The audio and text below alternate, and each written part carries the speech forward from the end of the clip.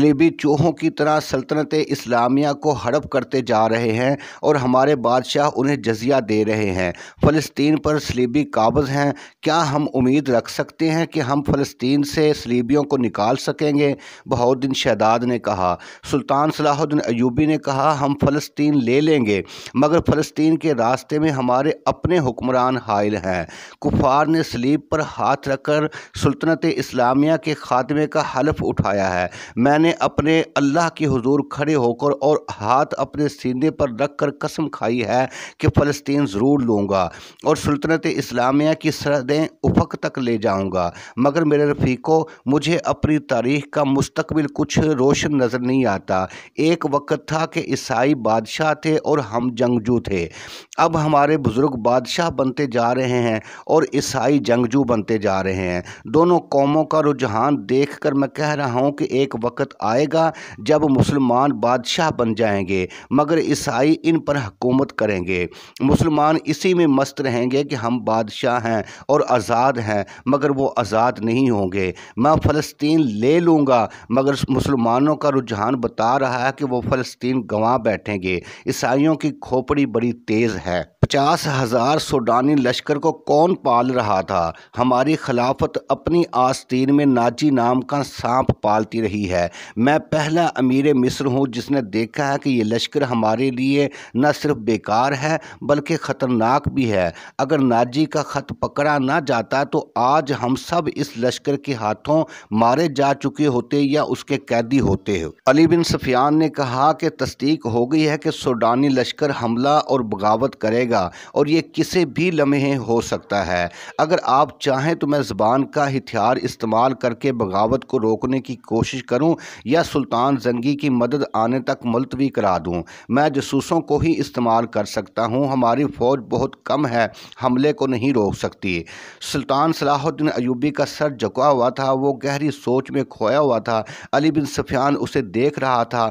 सुल्तान ने कहा कि हाँ अली, तुम अपनी ज़बान और अपने जसूस इस्तेमाल करो, लेकिन हमले को रोकने के लिए नहीं बल्कि हमले के हक़ में। सूडानियों को हमला करना चाहिए, मगर रात के वक़्त जब हमारी फ़ौज खैमों में सोई हुई होगी। अली बिन सफियान ने हैरत से अयूबी को देखा। अयूबी ने कहा, यहाँ के तमाम कमानदारों को बुला लो और तुम भी आ जाओ। 3 रातों बाद फिर क्या हुआ? काहिरा तारीक रात की आगोश में गहरी नींद सोया हुआ था। एक रोज़ पहले काहिरा के लोगों ने देखा था कि उनकी फ़ौज जो मिस्र से तैयार की गई थी शहर से बाहर जा रही है। उन्हें बताया गया था कि फ़ौज जंगी मशक़ के लिए शहर से बाहर गई है। नील के किनारे जहाँ रेतली चट्टानें और टेलें हैं, वहाँ दरिया और टेलों के दरमियान फ़ौज ने जाकर खैमे गाड़ दिए थे। फ़ौज प्यादा भी थी और सवार भी। रात का पहला हिस्सा गुजर चुका था कि काहिरा के सोए हुए बाशिंदों को दूर क़यामत का शोर सुनाई दिया। घोड़ों के सरपट भागने की आवाज़ें भी सुनाई दी। सोए हुए लोग जाग उठे। वो समझे कि फ़ौज जंगी मशक़ कर रही है, मगर शोर करीब आता और बुलंद होता गया। लोगों ने छतों पर चढ़कर देखा, आसमान लाल सुर्ख हो रहा था। बाज़ ने देखा कि दूर दरियाए नील से आग के शोले उठते और तारीक रात का सीना चाक करते खुश्की पर कहीं गिरते थे। फिर शहर में सैकड़ों सरपट दौड़ते घोड़ों के टापू सुनाई दिए। शहर वालों को अभी ये मालूम नहीं था कि ये जंगी मशक़ नहीं, बाकायदा जंग है और जो आग लगी हुई है इसमें सूडानी लश्कर का खासा बड़ा हिस्सा ज़िंदा जल रहा है। ये सलाहुद्दीन अयूबी की एक बेमिसाल चाल थी। उसने दारुल हुकूमत में मुकीम कलील फ़ौज को दरियाए नील और रेतले टेलों के दरमियान वसी मैदान में खैमा जन कर दिया था। अली बिन सफियान ने अपने फ़न का मुज़ाहरा किया था। उसने सूडानी लश्कर में अपने आदमी भेजकर बगावत की आग भड़का दी थी और उसके कमानदारों से ये फ़ैसला करवा लिया था कि रात को जब सुल्तान की फ़ौज गहरी नींद सोई हुई होगी उस पर सूडानी फ़ौज हमला कर देगी और सुबह तक एक एक सिपाही का सफाया करके दारुल हुकूमत पर बेखौफ और ख़तर काबज़ हो जाएगी और सूडानी फ़ौज का दूसरा हिस्सा बहीरा रूम के साहिल पर मुकीम फ़ौज पर हमला करने के लिए रवाना कर दिया जाएगा। इस फैसले और मंसूबे के मुताबिक सूडानी फ़ौज का एक हिस्सा नहायत खुफिया तरीके से रात को बहीरा रूम के महाज की तरफ रवाना कर दिया गया और दूसरा हिस्सा दरियाए नील के किनारे खैमा जन फ़ौज पर टूट पड़ा। सूडानी फौज ने सैलाब की तरह 1 मील वसअत में फैली हुई खैमा गाह पर हल्ला बोल दिया और बहुत ही तेज़ी से उस इलाके में फैल गई। अचानक खैमों पर आग के तीर और तेल में भीगे हुए कपड़ों के जलते गोले बरसने लगे। नील भी आग बरसाने लगा। खैमों को आग लग गई और शोले आसमान तक पहुंचने लगे। सूडानी फौज को खैमों में सलाहुद्दीन अयूबी की फौज का ना कोई सिपाही मिला, ना घोड़ा मिला, ना कोई सवार। इस फौज को वहां तमाम खाली खैमे मिले, कोई मुकाबले के लिए ना उठा और अचानक आग ही आग फैल गई। इन्हें मालूम न था कि सुल्तान अयूबी ने रात के पहले पहर खैमों से अपनी फौज को निकालकर रेतले टेलों के पीछे छुपा दिया था और खैमों में खुश्क घास के ढेर लगवा दिए थे। खैमों पर और अंदर भी तेल छिड़क दिया था। उसने कश्तियों में छोटी मंजनीकें रखवा कर शाम के बाद ज़रूरत की जगह भिजवा दी थी। जूनी सूडानी फ़ौज खैमा गाह में आई, सुल्तान की छुपी हुई फ़ौज ने आग वाले तीर और नील से कश्तियों में रखी हुई मंजनीकों ने आग के गोले फेंकने शुरू कर दिए। खैमों को आग लगी तो घास और तेल ने वहाँ जहन्नम का मंजर बना दिया। सूडानियों के घोड़े अपने प्यादा सिपाहियों को रौंदने लगे। सिपाहियों के लिए आग से निकलना नामुमकिन हो गया। चीखों ने आसमान का जिगर चाक कर दिया। इस कदर आग ने रात को दिन बना दिया था।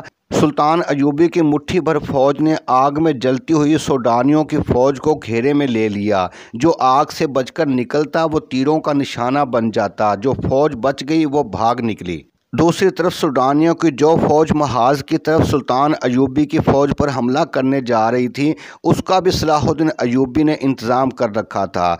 चंद एक दस्ते घात लगाए बैठे थे। इन दस्तों ने उस फौज के पिछले हिस्से पर हमला करके सारी फौज में भगदड़ मचा दी। ये दस्ते एक हमले में जो नुकसान कर सकते थे करके अंधेरे में गायब हो गए। सूडानी फ़ौज संभल कर चली तो पिछले हिस्से पर एक और हमला हुआ। ये बरख रफ्तार सवार थे जो हमला करके गायब हो गए। सुबह तक इस फौज के पिछले हिस्से पर 3 हमले हुए। सूडानी सिपाही इसी से बददिल हो गए। उन्हें मुकाबला करने का तो मौका ही नहीं मिलता था। दिन के वक्त कमानदारों ने बड़ी मुश्किल से फौज का हौसला बहाल किया, मगर रात को कोच के दौरान उनका फिर वही हश्र हुआ। दूसरी रात तारीकी में उन पर तीर भी बरसे। उन्हें अंधेरे में घोड़े दौड़ने की आवाज़ें सुनाई देती थी जो उनकी फौज के अक़ब में कश्त खून करती चली जाती थी। 3-4 यूरोपीय मुअर्रिखों ने, जिनमें लेनपोर और विलियम ख़ास तौर पर काबिल ज़िक्र हैं, लिखा है कि दुश्मन की कसीर नफरी पर रात के वक्त चंद एक सवारों से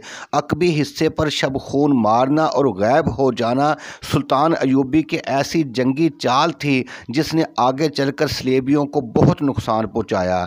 इस तरह सुल्तान अयूबी दुश्मन की पेश कदमी की रफ्तार को बहुत सुस्त कर देता था और दुश्मन को मजबूर कर देता था कि वो उसकी पसंद के मैदान में लड़े, जहां सुल्तान अयूबी ने जंग का पासा पलटने का इंतज़ाम कर रखा होता था।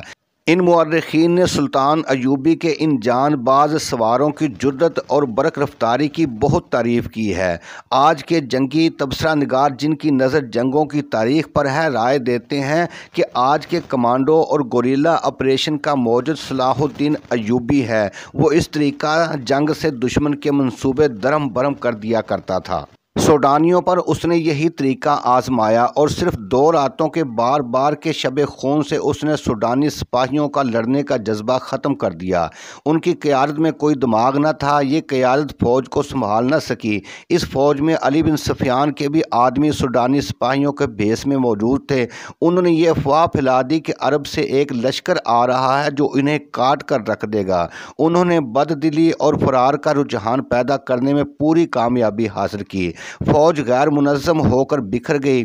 नील के किनारे इस फौज का जो हश्र हुआ वह इबरतनाक था। ये अफवाह गलत साबित न हुई कि अरब से फौज आ रही है। नूरुद्दीन जंगी की फौज आ गई जिसकी नफरी बहुत ज़्यादा नहीं थी।